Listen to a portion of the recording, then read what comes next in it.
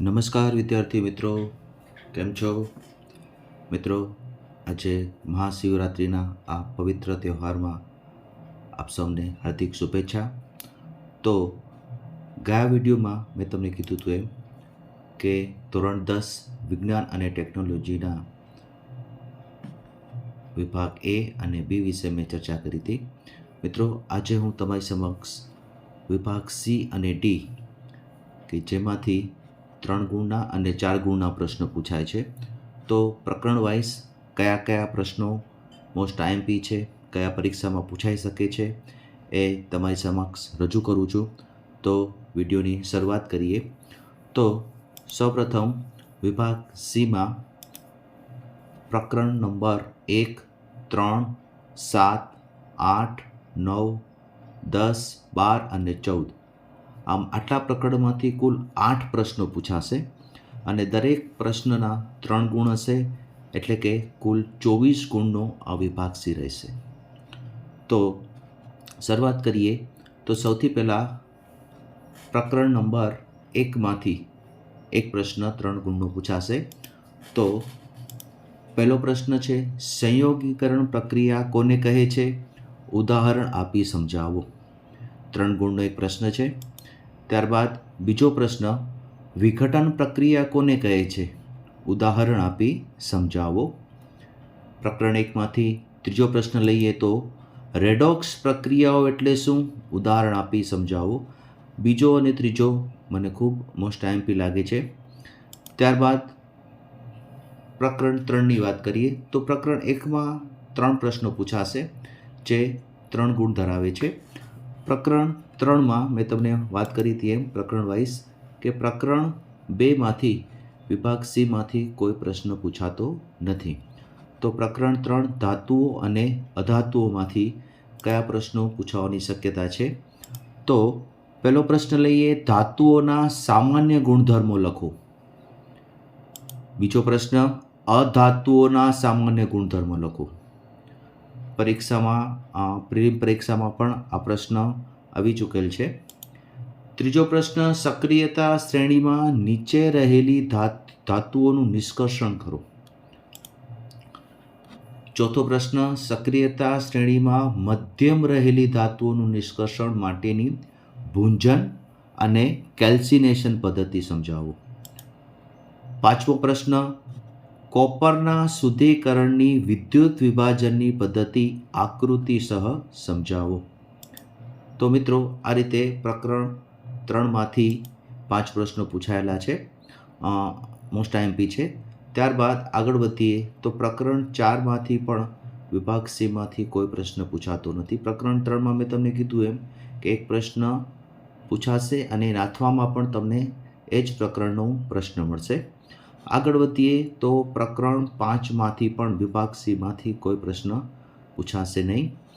પ્રકરણ 6માંથી પણ વિભાગ સીમાંથી કોઈ પ્રશ્ન પૂછાતો નથી. તો હવે સીધું આવે છે પ્રકરણ નંબર 7, નિયંત્રણ અને સંકલન. તેમાંથી વિભાગ સીમાંથી 3 ગુણનો એક પ્રશ્ન પૂછાઈ શકે છે. તો તેની વાત કરીએ. તો પ્રકરણ 7માંથી પહેલો પ્રશ્ન જોઈએ તો ચેતાકોષની કાર્યપદ્ધતિ આકૃતિ સહિત સમજાવો. બીજો પ્રશ્ન, કરોડરજ્જુની પરવર્તી કમાન આકૃતિ સહિત સમજાવો. બંને પ્રશ્નોમાં આકૃતિ છે મિત્રો. મેં તમને પહેલાં પણ કીધું હતું, જેટલી તમારી સ્પષ્ટ આકૃતિ એટલા તમને સારા ગુણ મળી શકે છે. ત્રીજો પ્રશ્ન, માનવ મગજની રચના સમજાવો. તેમાં પણ આકૃતિ જરૂરી છે. ચોથું, વનસ્પતિમાં પ્રકાશ આવર્તનની ઘટના સમજાવતો પ્રયોગ વર્ણવો. પાંચમો પ્રશ્ન, તફાવત આપો ચેતાતંત્ર અને અંતઃસ્ત્રાવી તંત્ર. તો છઠ્ઠો પ્રશ્ન, અંતઃસ્ત્રાવ એટલે શું? થાઇરોક્સિન અને ઇન્સ્યુલિનનું કાર્ય જણાવો. તો આ રીતે પ્રકરણ 7માંથી 6 પ્રશ્નો એવા છે કે જે 3 ગુણમાં પૂછાઈ શકે એવા છે. તો તમે આ પ્રશ્નોની તૈયારી જરૂર કરજો. ત્યારબાદ આગળ વધીએ તો પ્રકરણ 8માંથી પણ વિભાગ સીમાંથી 3 ગુણનો એક પ્રશ્ન પૂછાઈ શકે છે. તો એ કયા પ્રશ્નો પૂછાઈ શકે એની વાત કરીએ. તો પહેલો પ્રશ્ન છે, નર પ્રજનન તંત્રની નામ નિર્દેશનવાળી આકૃતિ દોરી સમજાવો.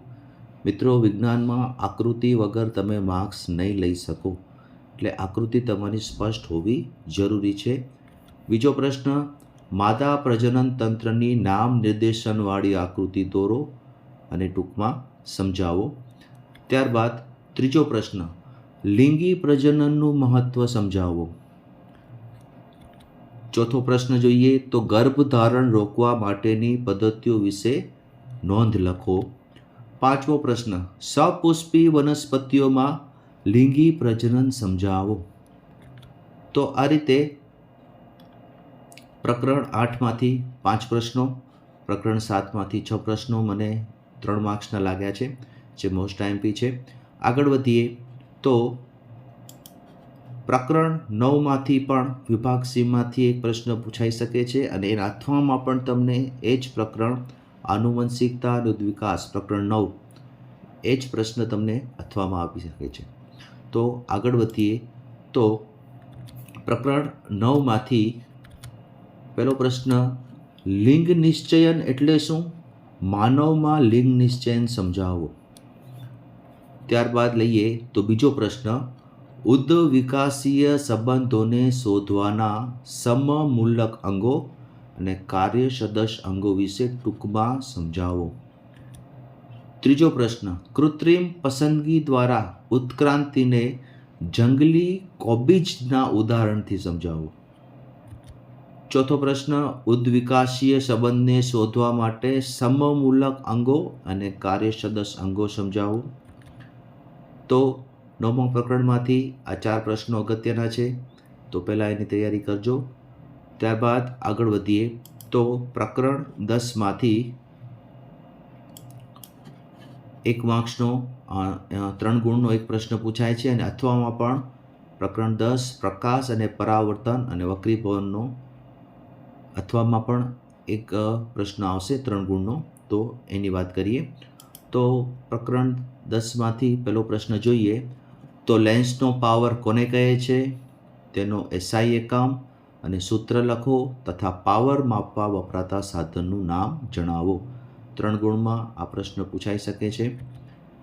કાચના લંબઘન, બીજો પ્રશ્ન, કાચના લંબઘન ચોસલામાંથી પ્રકાશના વક્રીભવનની ઘટના આકૃતિ દોરી સમજાવો. બોર્ડમાં પૂછાયેલો પ્રશ્ન છે મિત્રો. ત્રીજો પ્રશ્ન, મોસ્ટ આઈએમપી, અરીસાનું સૂત્ર જણાવી તેના વડે મળતી મોટવણી વિશે સમજાવો. 3 ગુણમાં પૂછાઈ શકે છે.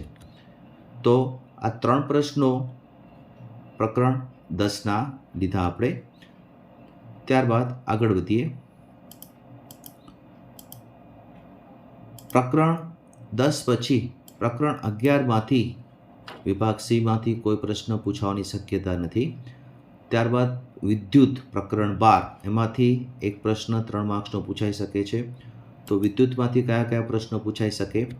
તો પહેલો પ્રશ્ન, ઓહમનો નિયમ આકૃતિ દોરી સમજાવો. મોસ્ટ આઈએમપી, બોર્ડમાં પૂછાયેલો પ્રશ્ન અને ખૂબ જ અગત્યનો, તમને શાળામાં પણ આ પ્રશ્ન વિશે કીધું હશે. બીજું, અવરોધોના શ્રેણી જોડાણનો પરિપથ દોરી તેના સમતુલ્ય અવરોધોનું સૂત્ર તારવું. ત્રીજો, અવરોધોના સમાંતર જોડાણનો પરિપથ દોરી તેના સમતુલ્ય અવરોધનું સૂત્ર તારવું. આ બંનેમાંથી એક પ્રશ્ન તો આવવો જ જોઈએ. તો પ્રકરણ 12 વિદ્યુતમાંથી આ 3 પ્રશ્ન અગત્યના લાગ્યા છે, તો એની તૈયારી કરી લેશું. ત્યારબાદ પ્રકરણ 13 વિદ્યુત પ્રવાહની ચુંબકીય અસરોમાંથી વિભાગ સીમાંથી કોઈ પ્રશ્ન પૂછાશે નહીં. પ્રકરણ 14 ઉર્જાના સ્ત્રોતો, તેમાંથી વિભાગ સીમાંથી એક પ્રશ્ન 3 ગુણનો પૂછાઈ શકે છે. તો તેના પ્રશ્નોની આપણે વાત કરીએ તો પહેલો પ્રશ્ન, અશ્મિભૂત બળતણ એટલે શું? તેના ગેરફાયદા જણાવો. બીજો પ્રશ્ન, અશ્મિભૂત બળતણથી થતા પ્રદૂષણને કઈ રીતે ઘટાડી શકાય? ત્યારબાદ ત્રીજો પ્રશ્ન, બાયોગેસ શું છે? બાયોગેસનો ઉપયોગ કઈ રીતે લાભદાયી છે? આ પ્રશ્ન મને આઈએમપી લાગે છે. ચોથો પ્રશ્ન, વૈકલ્પિક ઉર્જા સ્ત્રોતોના નામ આપી કોઈ પણ 2 સ્ત્રોતો વિશે ટૂંકમાં સમજાવો. પાંચમો, સૌર કુકરના ઉપયોગથી કયા લાભ થાય છે તેની મર્યાદાઓ લખો.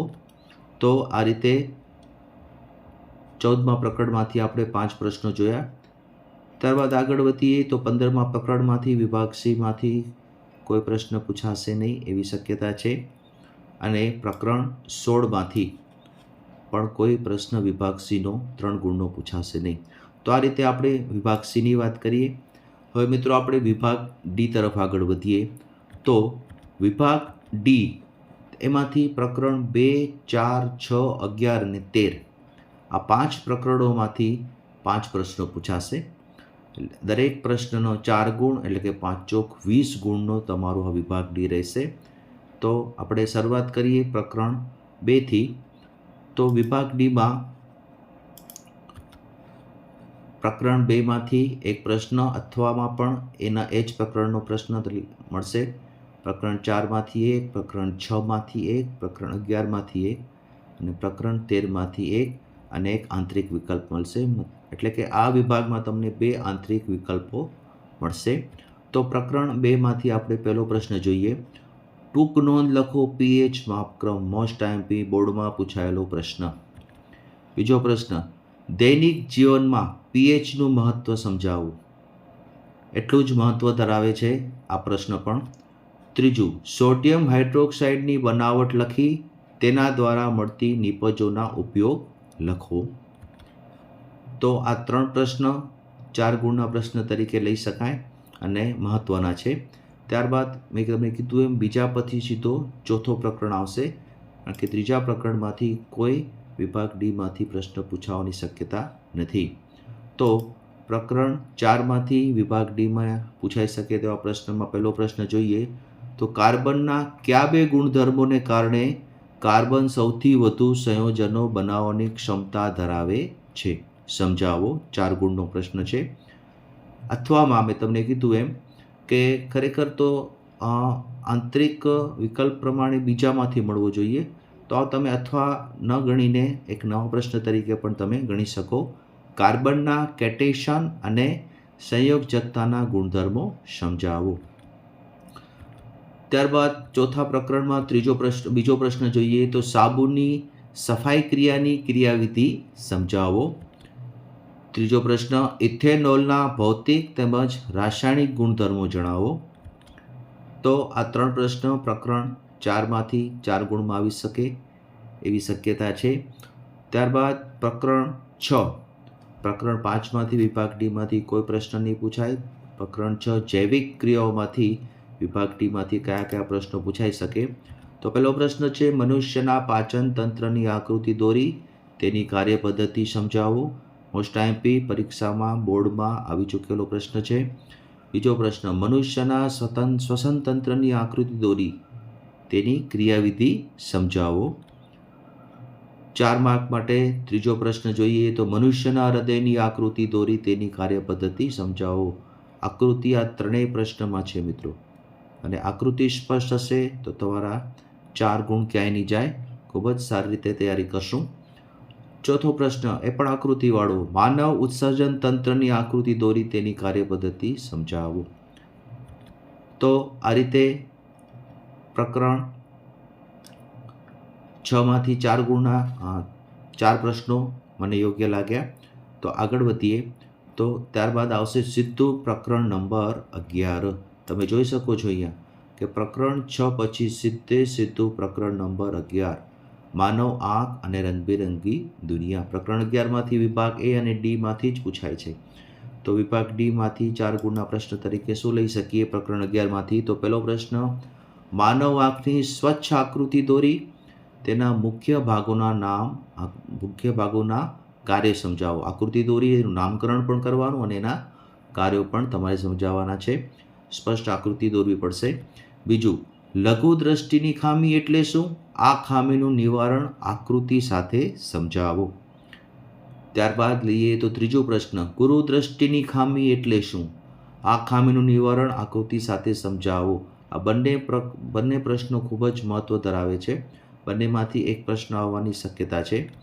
ચોથો પ્રશ્ન, કાચના પ્રિઝમ વડે શ્વેત પ્રકાશનું વિભાજન સમજાવવાનું છે તમારે.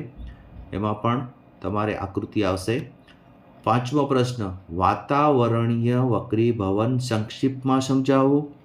વાતાવરણીય વક્રીભવન આધારિત ઘટનાઓ સમજાવો. તો આ રીતે પ્રકરણ 11માંથી 5 પ્રશ્નો જે 4 ગુણમાં આવી શકે એવા છે, તો એની તૈયારી કરી લેજો. ત્યારબાદ પ્રકરણ 11 પછી પ્રકરણ 12 વિદ્યુતમાંથી વિભાગ ડીમાંથી કોઈ પ્રશ્ન આવવાની શક્યતા નથી. પ્રકરણ 3 વિદ્યુત પ્રવાહની ચુંબકીય અસરો, એમાં તમને એક આંતરિક વિકલ્પ સાથે વિભાગ ડીમાં 4 ગુણનો પ્રશ્ન પૂછાઈ શકે છે. તો જોઈએ પહેલો પ્રશ્ન, વિદ્યુત મોટરની આકૃતિ દોરી તેની કાર્ય પદ્ધતિ સમજાવો. બીજો પ્રશ્ન, વિદ્યુત જનરેટરની આકૃતિ દોરી તેની કાર્ય પદ્ધતિ સમજાવો. પહેલો પ્રશ્ન વિદ્યુત મોટરનો, બીજો વિદ્યુત જનરેટરનો. ત્રીજો, વિદ્યુત પ્રવાહધારિત સોલેનોઇડને લીધે ઉદ્ભવતું ચુંબકીય ક્ષેત્ર આકૃતિ દોરી સમજાવો. ચોથો પ્રશ્ન, ઘરેલું વિદ્યુત પરિપથ દોરી તેને સમજાવો. તો આ રીતે પ્રકરણ 13માંથી 4 પ્રશ્નો યોગ્ય લાગ્યા છે મને. તો આગળ વધીએ છીએ. તો વિભાગ ડી અહીંયા પૂરો થાય છે, કારણ કે પ્રકરણ 14, 15 અને 16માંથી કોઈ વિભાગ ડીના પ્રશ્નો આવવાની શક્યતા નથી. તો મિત્રો આ રીતે વિભાગ ડી, વિભાગ સી અને વિભાગ ડીની ખૂબ સારી રીતે તૈયારી કરજો. આ પ્રશ્નો પહેલાં તૈયાર કરી, બાકીના પ્રશ્નો પછી તમે સારી રીતે તૈયારી કરજો. તો અહીંયા ધોરણ 10 વિજ્ઞાન અને ટેકનોલોજીના 4 વિભાગ એ, બી, સી અને ડીના મેં વિડીયો મૂક્યા હતા. તો તમારી પરીક્ષા માટે એક ખૂબ ઉપયોગી નીવડે તેવી અત્રેથી ખૂબ ખૂબ ધન્યવાદ. હવે નેક્સ્ટ વિડીયોમાં હું તમને ગણિત વિષયના આવા જ ઉપયોગી વિભાગ એ, બી, સી અને ડી માટે પ્રશ્નો રજૂ કરીશ. તો મળીએ છીએ નેક્સ્ટ વિડીયોમાં. થેન્ક યુ, ખૂબ ખૂબ ધન્યવાદ.